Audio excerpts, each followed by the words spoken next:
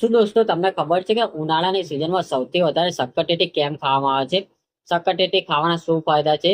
તથા શક્કરટેટી કેમ ઉનાળામાં જ ખાવામાં આવે છે, કેમ શિયાળામાં નહીં ચોમાસામાં નહીં ખાવામાં આવતી? તો તેના વિશે વાત કરીશું. Hi guys, welcome to my channel medicine knowledge. I am Harshit Panchal, pharmacy. દોસ્તો, શક્કરટેટી ઉનાળાની સિઝનમાં જ આવે છે. તે ચોમાસામાં નથી આવતી અને શિયાળામાં પણ નથી આવતી.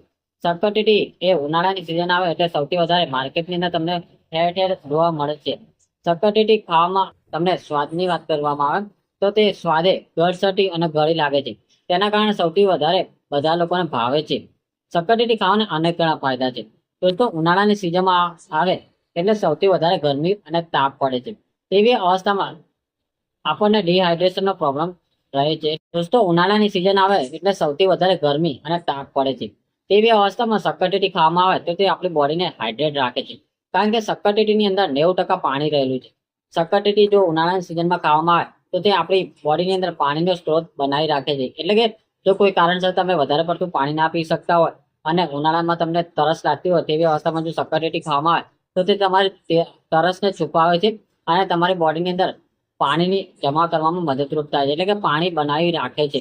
કારણ કે શક્કરટેટીમાં 90% પાણી રહેલું છે. તે તો તમે જાણી લીધું.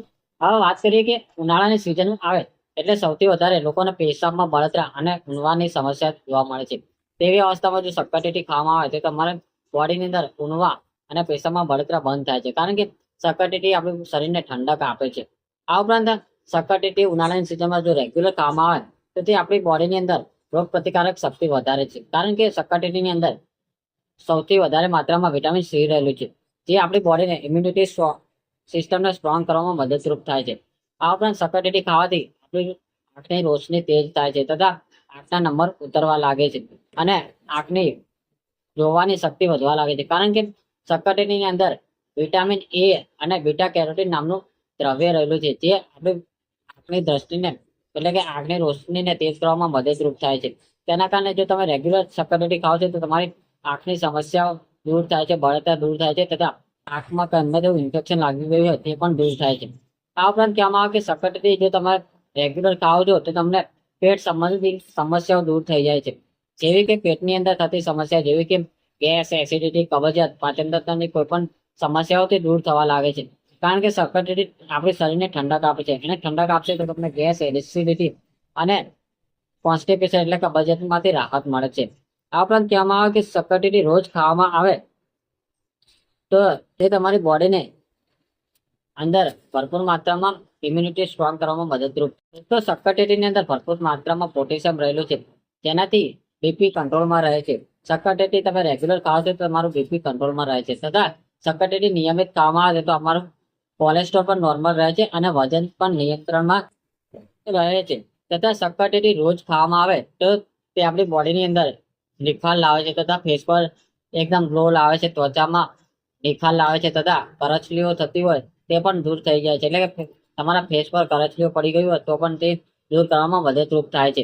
દોસ્તો, કારણ કે કહેવામાં આવે કે શક્કરટેટીની અંદર ભરપૂર માત્રામાં એન્ટીઓક્સિડન્ટ રહેલા છે. દોસ્તો, શક્કરટેટીની અંદર ભરપૂર માત્રામાં એન્ટીઓક્સિડન્ટ રહેલા છે, જે આપણી ત્વચા માટે સારામાં સારું કહેવામાં આવે છે. જો રેગ્યુલર શક્કરટેટી ખાવામાં આવે તો તમારા ફેસ પર ગ્લો આવી જાય છે અને ત્વચા એકદમ નિખાર લાવે છે તથા તમારા ચહેરા પર એકદમ ગ્લો આવી જાય છે. હવે વાત કરીએ કે શક્કરટેટી ક્યારે અને કઈ રીતે ખાવી જોઈએ. તો દોસ્તો, શક્કરટેટી ઉનાળાની સિઝનમાં તમે ગમે ત્યારે ખાઈ શકો છો. તમે બ્રેકફાસ્ટમાં, લંચમાં અથવા તો ડિનરમાં ગમે ત્યારે ખાઈ શકો છો. પરંતુ ખાસ ધ્યાન રાખવાનું છે કે શક્કરટેટીને તમારા ફ્રીજમાં નથી મૂકવાની. કારણ કે શક્કરટેટીની સ્મેલ એટલી તીવ્ર હોય છે જે તમારા ફ્રીજની અંદર તમે જો શક્કરટેટી મૂકશો તો તમારા આજુબાજુમાં પાણી રહેલું હશે, દૂધ રહેલું હશે કે છાશ રહેલી છે, તેની અંદર પણ શક્કરટેટીની સ્મેલ આવે છે.